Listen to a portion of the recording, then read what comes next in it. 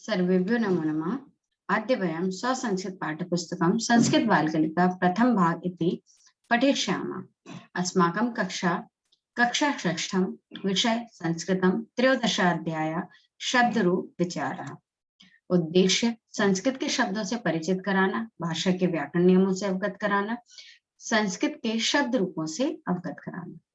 शब्दार्थः शब्द, लिंग, अर्थ, वाक्य में प्रयोग। सूर्य पुल्लिंग, सूरज रवि दिन का, सूर्य उदयति सूरज उगता है, वृक्ष पुल्लिंग पेड़, सह वृक्ष अस्ति वह वृक्ष है, शुकः पुल्लिंग तोता, एषः शुकः अस्ति यह तोता है, शाखा स्त्रीलिंग पेड़ की डाली, एषा वृक्षस्य शाखा अस्ति यह पेड़ की शाखा है, नौका स्त्रीलिंग नाव, नौका तरती नाव तैरती है।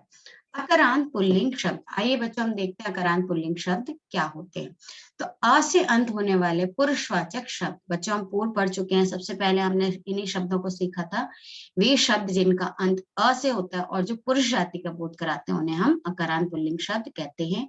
जैसे बालक, बालक में का अंत वर्ण विच्छेद कर रहे हैं तो का में स्वर अ है, इस मतलब इसका अंत अ से हो रहा है इसलिए, और बालक मतलब बच्चा, किसी लड़के के लिए प्रयोग हो रहा है इसलिए पुरुषवाचक है, और आ से अंत होने के कारण अकारांत शब्द है। तो सभी अकारांत पुल्लिंग शब्द, तो बालक, इसी प्रकार छात्र भी अकारांत पुल्लिंग शब्द है जिसका मतलब है विद्यार्थी, लड़का विद्यार्थी। मूषक, इसका अंत भी अ से हो रहा है और मूषक अर्थात चूहा, तो इन्हें कहते हैं अकारांत पुल्लिंग शब्द। वे शब्द जिनका अंत छोटे आ से हो और जो पुरुष जाति के बोध कराते हैं उन्हें हम अकारांत पुल्लिंग शब्द कहते हैं। इसी प्रकार वे शब्द जिनका अंत आ से होने के वाले और स्त्री जाति का बोध कराए, जैसे बाला मतलब बच्ची, इसका अंत बड़े आ से हो रहा है, स्त्री जाति का बोध करा रहे, तो वे सभी शब्द जिनका अंत बड़े आ से होता है और जो स्त्री जाति का बोध कराते हैं उन्हें हम आकारांत स्त्रीलिंग शब्द कहते हैं। जैसे अध्यापिका, वर्तिका, अध्यापिका अर्थात टीचर, मेल टीचर, वर्तिका अर्थात बतख। इसी प्रकार बच्चे आ से अंत होने वाले नपुंसकलिंग शब्द होते हैं, वे शब्द जो न पुल्लिंग में हो न स्त्रीलिंग में, जैसे पुस्तक, इसका अंत आ से हो रहा है लेकिन ये नपुंसकलिंग के लिए प्रयोग होते हैं, पुस्तक, फल और पुष्प। तो ये तीन शब्द हमने पढ़े, पुल्लिंग, अकारांत पुल्लिंग शब्द, आकारांत स्त्रीलिंग शब्द और अकारांत नपुंसकलिंग शब्द। संस्कृत में हम ज्यादातर इन्हीं शब्दों का प्रयोग देखते हैं। तो आइए इन शब्दों के शब्द रूप कैसे होते हैं ये देखते हैं। सबसे पहले बच्चों कारक, कारक का प्रयोग इसलिए किया गया है क्योंकि कर्ता ने कहा हमको ये कारक है, इनको हम अलग से याद करते हैं क्योंकि कारक में किस व्यक्ति का प्रयोग है ये विभक्ति डिसाइड करती है। जैसे कर्ता पहले नंबर पे इसलिए कर्ता में प्रथम विभक्ति होती है, कर्म दूसरे नंबर पे इसलिए कर्म में द्वितीय विभक्ति का प्रयोग होता है। तो हमें कारक को याद करना है और जो कारक जिस नंबर पे होता है उसमें उस विभक्ति का प्रयोग किया जाता है। अब देखते हैं बच्चे बाल, बाल कैसा शब्द है? अकारांत पुल्लिंग शब्द। कहने का मतलब ये है अगर हम बाल के शब्द रूप याद कर लेते हैं तो इसका अर्थ है हमें सभी अकारांत पुल्लिंग शब्दों के शब्द रूप याद है। तो बाल के शब्द रूपों का स्मरण करने का क्या तरीका है? सबसे पहले हेडिंग्स लिखेंगे हम, विभक्ति, प्रथमा, द्वितीया, तृतीया, चतुर्थी, पंचमी, षष्ठी, सप्तमी एवं संबोधन। इधर लिखेंगे हम इसको जब हमें लिखना होगा इनको, और ये ऊपर लिखेंगे एक वचन, द्विवचन, बहुवचन। सभी जानते हैं बच्चे एक वचन, द्विवचन, बहुवचन क्या होता है। और शब्द रूप कैसे बोले जाते हैं? तो बाला बालौ बालाहा, बालम बालौ बालान, बालेन बालभ्याम बालै, बालाय बालभ्याम बालेभ्य, बालात बालभ्याम बालेभ्य, बालस्य बाल्यो बालानाम, बाले बाल्यो बालेषु, हे बाल, हे बालौ, हे बाला। हम यहाँ हे का प्रयोग करते हैं, हे बाल, हे बालौ, हे बाल।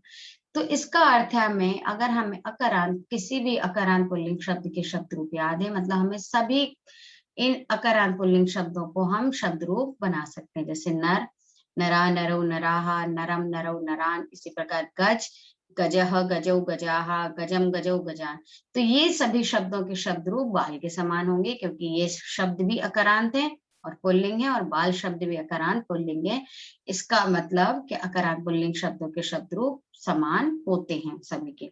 तो इसके जैसे किस किस के शब्द रूप चलेंगे? नर अर्थात मनुष्य, गज हाथी, अश्व घोड़ा, छात्र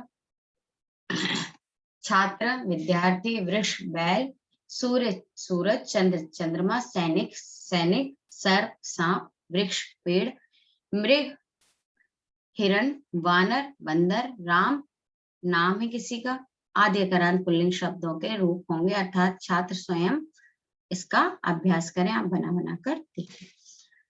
आगे देखते हैं बच्चे लता। लता के शब्द रूप भी हेडिंग लिखेंगे पहले हम, एक वचन, द्विवचन, बहुवचन, और जब हमें आकारांत स्त्रीलिंग शब्द रूप आते हैं अर्थात हमें छात्र, अम्बा, अजय, शाखा, कलिका, रमा, क्रीड़ा, नौका, माला, कथा आदि शब्दों को भी हम शब्द रूप इसी हिसाब से बना सकते हैं। तो क्या है शब्द रूप? लता, लते, लताः, लताम, लते, लताः, लतया, लताभ्याम, लताभि, लतायै, लताभ्याम, लताभ्य, लताया, लताभ्याम, लताभ्य, लतायः, लतयो, लतानां, लतायाम, लतयो, लतासु, हे लते, हे लते, हे लताः। संबोधन में हम प्रथमा विभक्ति का ही प्रयोग करते हैं, हे लते, हे लते, हे लताः।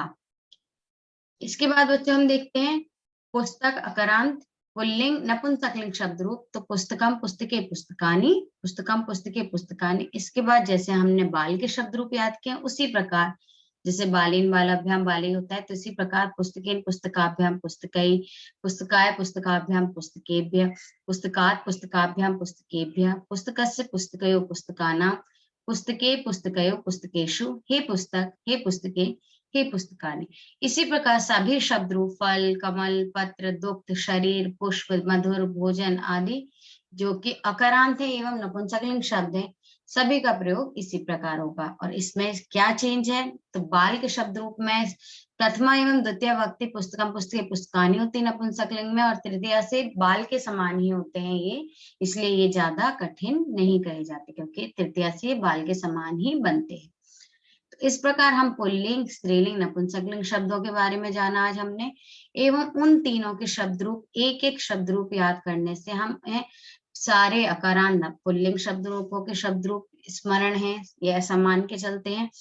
आकारांत स्त्रीलिंग याद कर लिया, इसका मतलब हमें सभी आकारांत स्त्रीलिंग शब्द रूप याद है।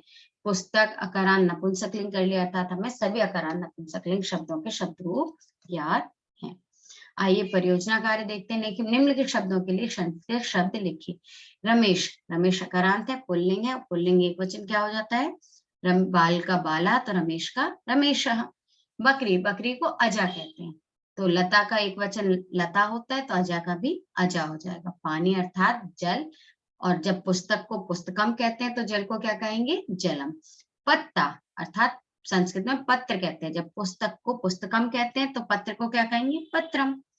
मनुष्य, मनुष्य अर्थात नरः, मनुष्य को हम नरः भी कहते हैं। नमो नमः, धन्यवाद।